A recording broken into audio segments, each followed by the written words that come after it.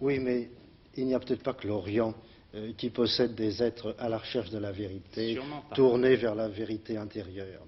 Et vous savez, il y a beaucoup de Français, enfin vous en avez peut-être été, moi aussi, qui ne s'intéressent à la recherche de la vérité que dans la mesure où la vérité habite les bords du Gange. Si elle habite les bords de la Loire ou les bords de la Seine, on trouve ça suspect, pas suffisamment intéressant. Et dans l'enquête que vous avez faite et que nous avons fait ensemble pour en français dans le texte, vous avez réussi l'exploit de franchir la clôture de la trappe, d'entrer dans un monde spirituel, mais qui celui-là nous appartient, puisque c'est un monde occidental. Comment êtes-vous entré à la trappe? Eh bien, c'est-à-dire que même au moment où j'étais là avec ma caméra, pas un seul instant je n'ai senti que j'y étais comme cinéaste ou comme réalisateur à la télévision.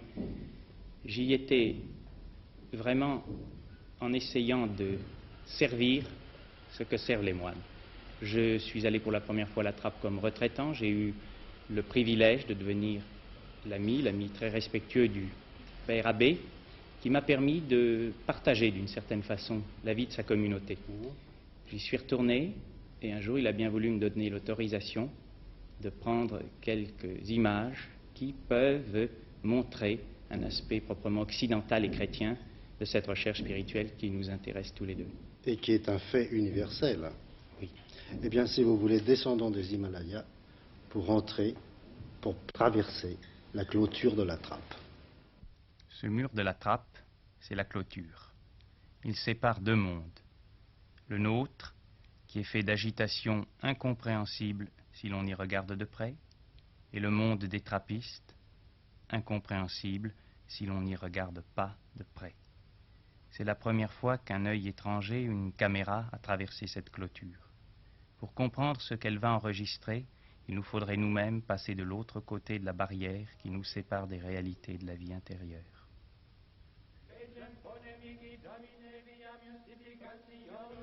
Au centre de la vie monastique, la prière, c'est-à-dire l'attention, le recueillement et la contemplation. Chaque jour, chaque heure, à tierce, à six, à nonne, l'expérience d'une vérité unique, immuable, qui place sous une autre lumière les vérités de la vie et des choses quotidiennes.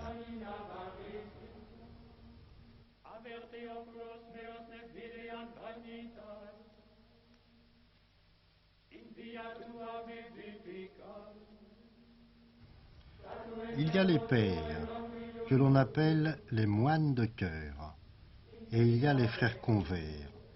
Mais en réalité, dans la prière, il n'y a pas de hiérarchie. Le baiser fraternel, avant la communion, c'est le symbole de l'unité profonde de tous les hommes.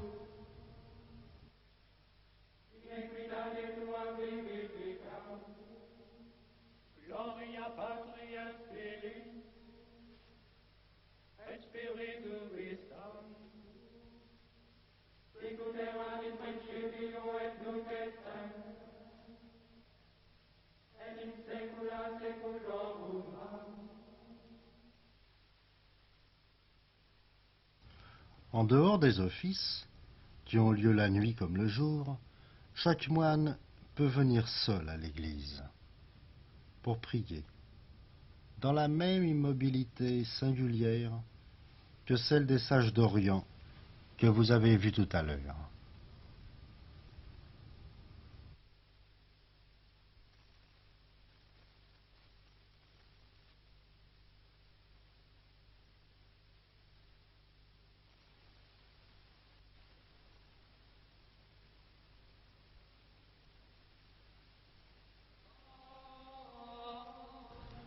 Il y a la prière, il y a aussi le travail manuel, qui est une autre façon de prier.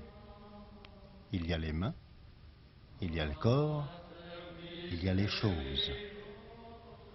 Eux aussi, ils gagnent leur vie. Ils sont fermiers, menuisiers, maçons, charpentiers. Ils subviennent à leurs besoins. Les frères convers travaillent 8 heures par jour, et les moines, qui sont les intellectuels de la communauté, s'astreignent à 4 ou à 5 heures de travail manuel. le travail, l'étude, la prière et presque pas de sommeil. Mais justement, leur but, c'est de vivre éveillé.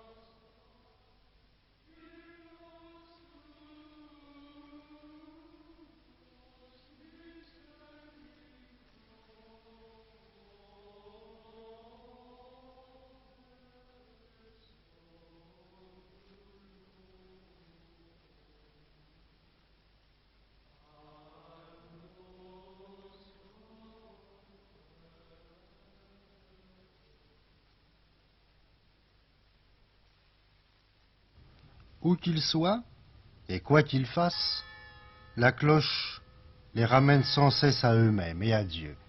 Ici, elle les a saisis en plein chantier.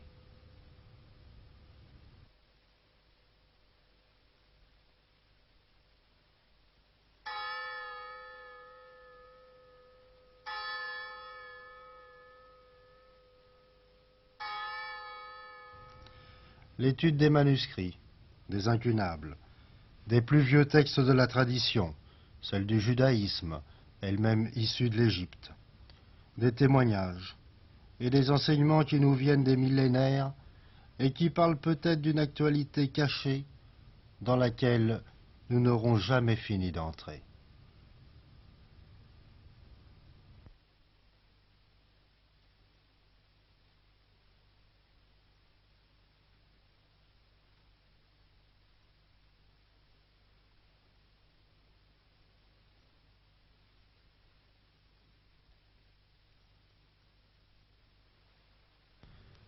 C'est l'heure du déjeuner.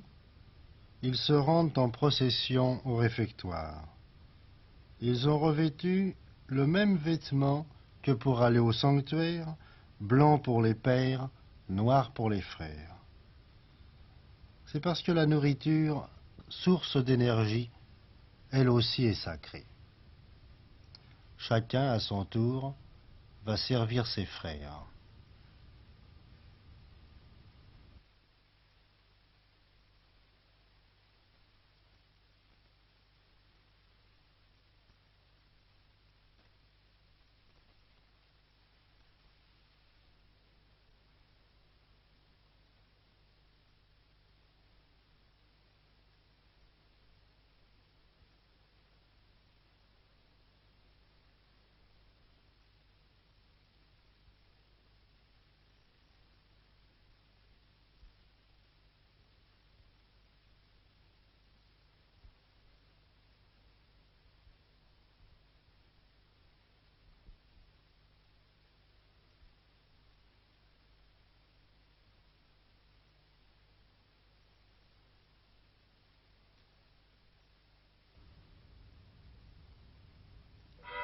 Nous avons pu filmer l'enterrement d'un moine de la Trappe. Ses frères n'exprimaient pas de la peine, mais de la joie. Il y avait de la joie dans leurs chants et de la certitude dans leurs yeux. Il reposait sur la terre, à visage découvert. Ses frères ont ensuite voilé son visage. Ils avaient creusé une fosse.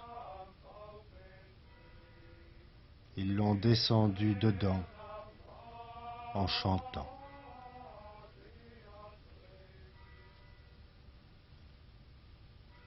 Et puis ils ont jeté sur lui de la terre, pelleté par pelleté, tranquillement, comme ils font tout, pour qu'il repose tranquille dans sa vérité.